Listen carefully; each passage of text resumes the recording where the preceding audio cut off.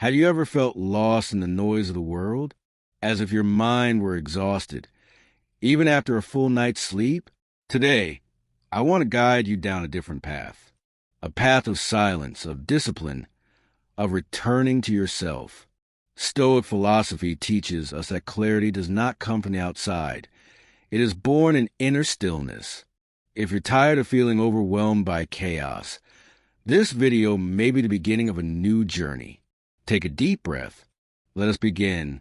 In the quiet town of Villa Esperanza, a place where everyone knew each other by name and life moved with the predictability of the sunrise, lived Clara, a 27-year-old woman who worked as a local school librarian. She was known for her love of books and her quiet, introspective nature. Her days followed a calm rhythm, spent between the rows of shelves and long walks with her dog, Tobias. One day, while organizing a stack of newly arrived books, Clara stumbled upon an old, weathered volume. Its cover bore no title. Curious, she opened it and found that it was a journal, filled with cryptic notes and strange drawings. The entries told the story of a woman named Helena, who had lived in the same town decades earlier. Her writings described places and events Clara had never heard of. Intrigued, Clara began searching for traces of Helena's past. She asked the town's older residents, but none seemed to remember her. Undeterred, Clara turned to the library archives, where she uncovered scattered references to a woman named Helena who had mysteriously vanished in the 1960s. The diary hinted that Helena had uncovered something extraordinary, something that led her to disappear without a trace. As Clara delved deeper, she began to notice strange coincidences. Locations mentioned in the journal that had seemingly changed or no longer existed, and townspeople who appeared to know more than they admitted. With each new discovery, Clara felt herself being drawn into something far greater than she had imagined, something that, if faced with courage and clarity, could alter the course of her life forever. Clara, once guided solely by her curiosity, began to realize that her search for Helena was not just a historical investigation. It was a search for meaning. The words in the journal echoed within her, as if they hadn't been written to be merely read, but lived.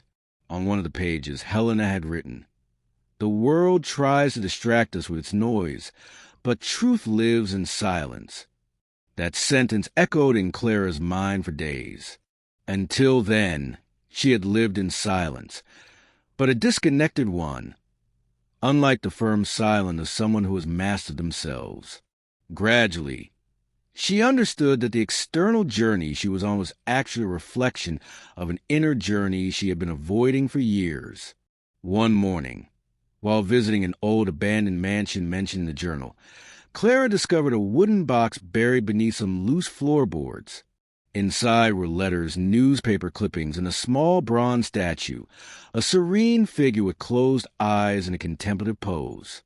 Holding that piece in her hands, Clara felt something shift. It was as if the object carried centuries of patience, discipline, and surrender. One of the letters spoke of Helena's admiration for ancient thinkers, not just philosophers, but those who face the world without losing themselves. Helena wrote that she had learned from them not to react with rage, but with firmness, not to give in to despair, but to respond with quiet, steady action. Clara saw in this the essence of Stoicism, to accept what we cannot control and to devote ourselves with courage to what is within our power. From that point on, Clara changed how she acted. Instead of chasing answers frantically, she began to observe, to listen calmly, to reflect before acting. When she faced resistance from an older resident who refused to speak about Helena, she didn't press. She simply thanked him and understood that not everyone is ready to revisit their pain. Rather than feeling frustrated, she practiced self-control. In time, that same man came to her willingly and shared that Helena was his great-aunt, a strong, quiet woman who spoke deep truths with few words and who had vanished after becoming involved with a philosophical study group about inner freedom and purpose. Upon hearing this, Clara understood that Helena had left not out of fear or tragedy, but by conviction. She had chosen a path that few understood. This revelation shook Clara, not out of shock, but because she saw herself in it. Her life, too, was safe, predictable. And so she began to ask herself, am I living with awareness or just surviving in comfort? At that moment, a thought formed in her mind, as if spoken by Helena, yet born from her own soul. Freedom isn't found in what happens outside, but in what you choose to feel and do in response to it. That thought became a mantra for Clara. And now I turn to you, who've stayed with me this far. Have you ever stopped to reflect on how much you let yourself be carried by what's outside your control? Have you ever felt like you're living a life that looks right from the outside, but feels strange inside? If that resonates with you, tell me in the comments. What was the moment you realized you needed a change from within before changing anything on the outside? I'd love to read your stories, because it's through sharing that we grow. And if Clara's journey is stirring something in you, subscribe to the channel now. Not out of obligation, but because maybe, just maybe, you're ready to see the world in a different way. With more clarity, more courage, and less noise. The days that followed weren't any easier, but they became clearer. Clara now walked through the ruins of Helena's story not as a visitor, but as someone who understood, even in silence, the weight and beauty of solitary choices. She returned to the old mansion once more, but not to look for more clues. She brought with her only a blank notebook. She sat in the same spot where she had found the statue and began to write. She didn't know exactly what. She just let the words come, and they came as if they had been within her all along. Fragments of thoughts, forgotten memories, and reflections on what it means to live a life that makes sense. Not a grand life in the eyes of the world, but one that is honest with itself. On the last page of Helena's journal, Clara had found a sentence written in steady handwriting. Silence is a choice. It is not the absence of voice, but the presence of what is essential. At last, Clara understood that Helena's disappearance had not been an end, but a new beginning. A farewell to what was superficial. Helena had chosen to live away from the world's noise, but she had never truly been gone.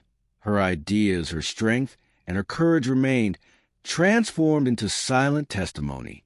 Inspired by this, Clara made her decision. She would not disappear, but she would no longer live as before. She quit the job that suffocated her, rented a small, simple space where she could write, study, and reconnect with what she had left behind, herself. Society found it odd. Some friends called her brave. Others said she was crazy. She simply smiled, because now she knew that true sanity was not losing yourself trying to fit into a mold that meant nothing to your heart. In time, Clara published a book, not about Helena, but about what she had learned through her. A book of thoughts, of fragments, of questions that don't demand answers, but invite reflection. The title? Helena's Silence. And at the end of it, Clara wrote something that left a mark on its readers. You may not be heard by everyone, but when you listen to yourself, you are no longer alone. This story is not about disappearing. It's about reappearing in the right place, within yourself. It's about no longer chasing external acceptance and beginning to walk alongside your own truth. It's about realizing that peace does not scream, it whispers, and you are the one who decides whether or not to listen. If you made it this far, I thank you, truly, because this is not an easy story to digest. It has no spectacular endings, no cinematic plot twists. But if it stirred something inside you, if you felt that good discomfort that signals an inner awakening, then I invite you, subscribe to this channel. Not because we care about numbers, but because maybe you're looking for what many others are too, a fertile space for silence, for reflection, for rebuilding. And more than that, share your story with us in the comments. When was the moment you chose to stop losing yourself in the world's noise and started listening to your own voice? What lesson did you take from Clara's journey? Your experience might light someone else's path, just as Helena lit Clara's, even in silence. Here, every comment is an echo of courage. Every story is a lighthouse for those still lost in the fog. See you in the next video, with less noise and more meaning.